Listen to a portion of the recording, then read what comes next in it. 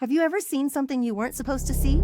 Something so impossible that even when you show people the proof, they still look at you like you're crazy? My name is Maya, and 3 years ago I became the resident manager of a small apartment building on the edge of town. It wasn't glamorous work. Most days I handled maintenance requests, collected rent, and occasionally dealt with noise complaints. The building had 16 apartments and a network of security cameras that monitored the entrances, hallways, and parking lot. Every night before going home, I'd spend a few minutes checking the camera feeds. It was routine, boring even, until one Tuesday night. Around 11 p.m., I was sitting alone in the office reviewing footage from the parking lot after a tenant reported someone scratching their car.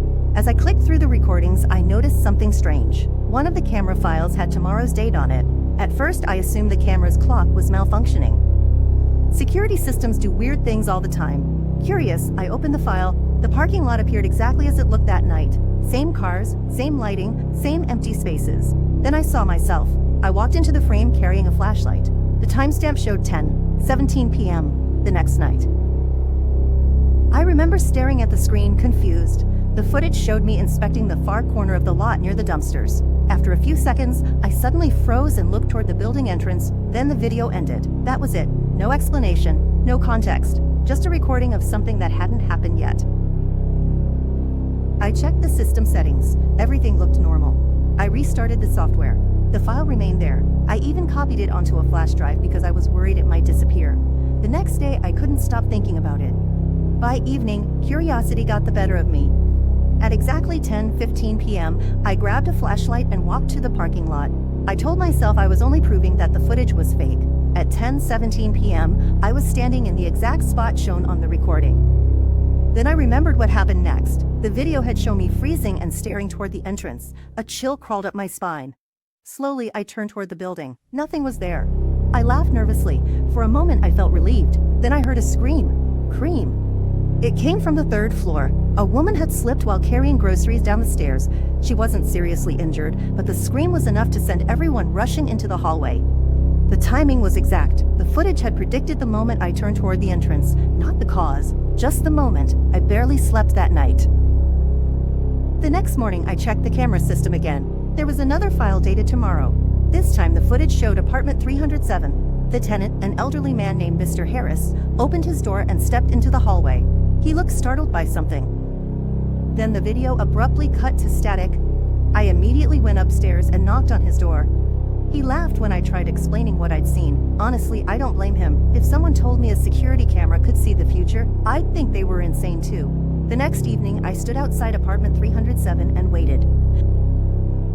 At exactly 8:42 p.m., Mr. Harris opened his door, just like in the footage. He stepped into the hallway, then suddenly looked down the corridor and frowned. A second later, one of the ceiling lights exploded. Glass shattered across the floor where he would have been standing. If he'd taken 2 more steps, it would have hit him directly. I showed the footage to the building owner. He said I must have edited it. I showed it to the police. They told me to stop wasting their time. Nobody believed me. But every morning, another file appeared. Tomorrow's date. Tomorrow's events. Always incomplete. Always ending before the important part. I started using the recordings to prevent accidents. A water pipe burst. I shut it off beforehand. Someone's car got broken into. I warned them first. The residents started calling me lucky. I knew better. The camera wasn't showing me everything, only enough to keep me watching. Then came the final recording. The date was 1 day ahead, as usual, but this time the camera wasn't pointed at the parking lot or the hallways. It was aimed directly at the security office, at me. The footage showed me sitting alone at the desk after midnight, just like I was doing when I watched it. I looked tired, scared. Then someone walked into the room behind me, a tall figure dressed completely in black. Their face was hidden by static. The version of me on screen turned around slowly. The video ended. I watched it again and again. There was no identifying detail, no clue about who the person was, only the certainty that they would arrive tomorrow night. I called the police. They dismissed me. I told the building owner. He rolled his eyes. Nobody believed me. The next evening, I locked every door to the office, kept the lights on, and waited.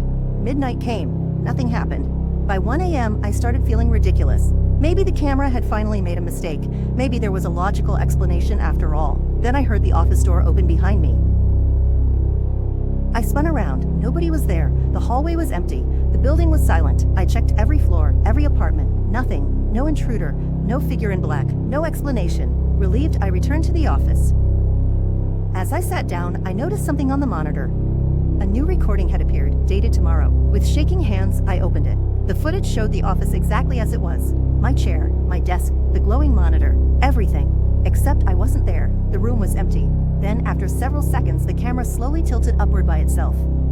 And written across the ceiling, in letters I swear had never been there before, were 4 words.